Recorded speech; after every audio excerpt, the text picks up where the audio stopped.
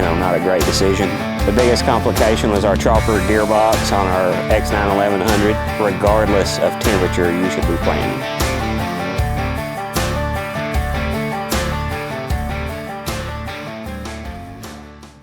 A little bit of a harvest recap.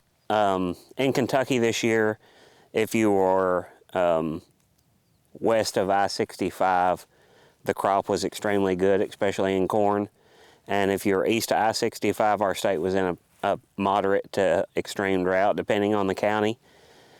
Here in our personal county, the corn crop was average in some fields, and then I would say the earlier part of the crop was probably in some fields a record.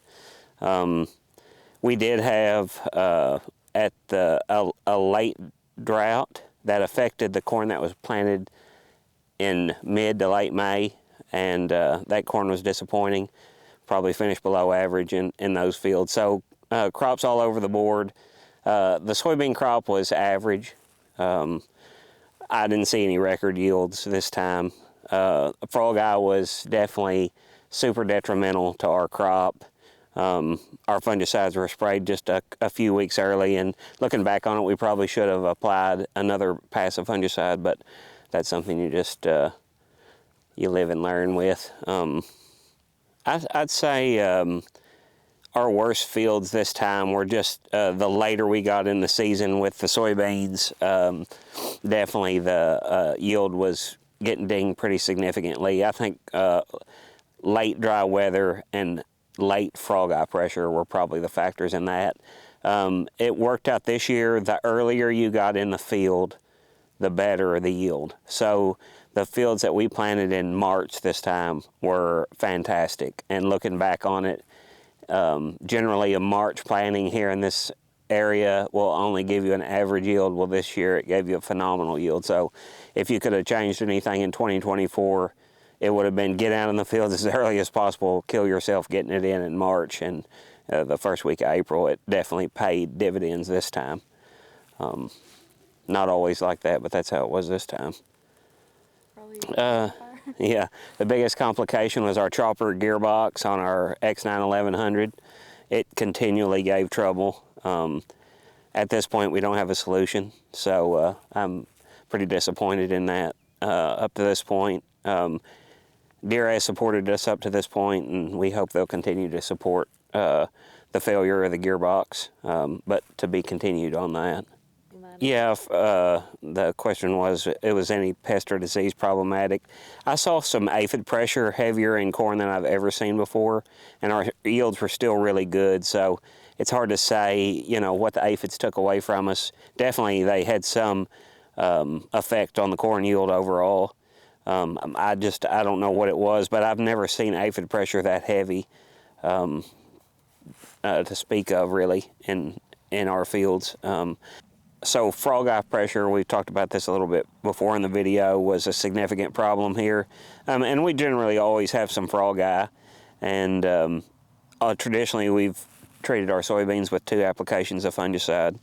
With the low input or high input cost and low commodity price this year, we chose 1 fungicide pass, and looking back on it, it's probably, not a great decision.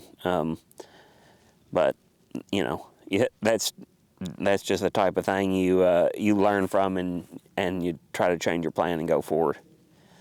Every year is so different. The question was, what would you do differently? Well, if you could have had a crystal ball this year, a March planting date would have been fantastic, but, it might be totally different in 2025. You just kind of look at the weather and make the best decision at the time. What I have learned this year, I think, is I'd always really, when planting corn, I had really looked at temperature as the #1 determining factor on whether to be planting or not, along with soil moisture. But what I've learned is, after seeing this season and planting in extremely cold weather, and watching people plant in extremely cold weather, that if your seed bed is dry, and the date seems right, regardless of temperature, you should be planting. And and you should always stop planting, in my opinion, at least 48 hours ahead of a major rainfall event. The last few seasons I've seen those rainfall events significantly affect yield, to the point of knowing don't be out there if you know there's a significant rainfall event coming. You're going to get fusarium in your corn, and you'll always be disappointed with yield in the end. But if the weather is cold but the soil is dry, plant. I was talking by text with a farmer in central Kentucky the other day, and he was asking how I got along with one machine over all those acres. And I said, well, we've had 3 dry seasons really in a row, so it's hard to say if it was the right decision for the long term or not, because you normally don't get falls here in Kentucky or really much of the Mid-South where we're not getting rainfall every few days, and the last 3 falls have been fantastic. This fall finished with a wet, like we got 2 hurricanes, and then towards the end of season, after Hurricane Helene, we started getting rainfall every 3 to 4 days, and it delayed some of the soybeans coming out, but we're sitting here at first week of December, I guess. First week of December today, and I think all the soybeans are out in our area. So some of the late acres were a little late to come out, but the crop's out now. I'm not much for, I'm not a super early adopter of any practice. I kind of tend to watch others, do the very early adopting, and then kind of, if I think that looks like a good, advantage over to the top of what I'm doing, I'll start. I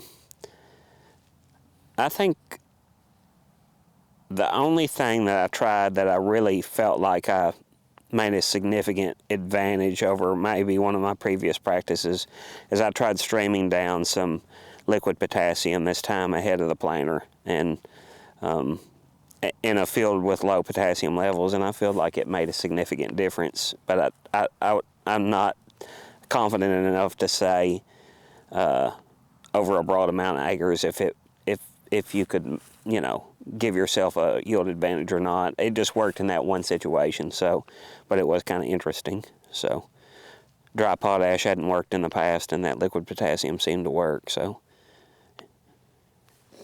what's the most rewarding part of harvest? Getting done.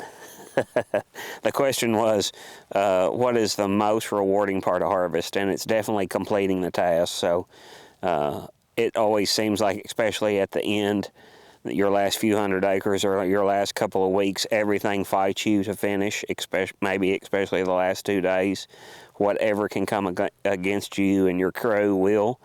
And your family's worn out with you at that point. You're worn out, and it's just hard to finish. And so getting finished is a fantastic feeling.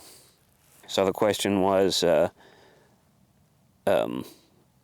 what advice would you give somebody that didn't have a good harvest? And we've all been there. We've all had, if you've been in the business a long time, you've had several seasons where it didn't go as you wanted, and harvest was horrible, or there was just certain parts of the crop that were a failure, and it's never a good feeling. And this is what I take away from farming is you can work as hard as anyone in the world, and you can make the best decisions possible that you can make for your farm, and it can still fail, just because of the factors you can't control, like weather and catastrophic events and pestilence. And because of those factors, you pretty much got to stay even-keeled. So if you had a bad harvest and you're feeling down on yourself, just know that there's been generations and generations before you that have been in your shoes, and probably it's nothing that you did that made the crop fail. It was just not in the cards for that season. And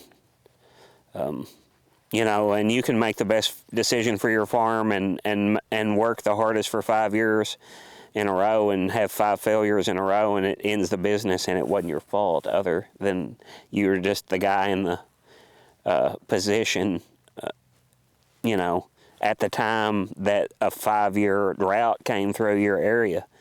So don't get too down about it. Do you have any funny harvest stories?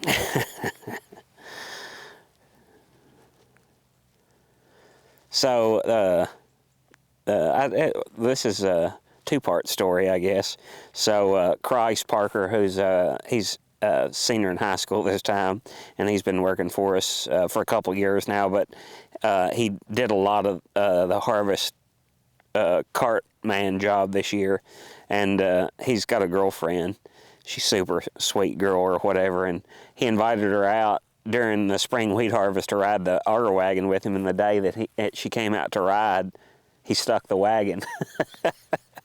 And then she didn't come back for a little while, not because other than I guess she was busy or whatever, but she comes back for the fall harvest, and she's riding with Christ, and Zach and I can't remember, we were running something out to my dad in the shop truck, and I stuck the shop truck. And I'd given Christ a hard time, you know, with his girlfriend being there about him sticking the wagon, and then I turned around and stick the shop truck in the waterway, and he had to pull me out. So Christ got a little retribution. It was pretty funny.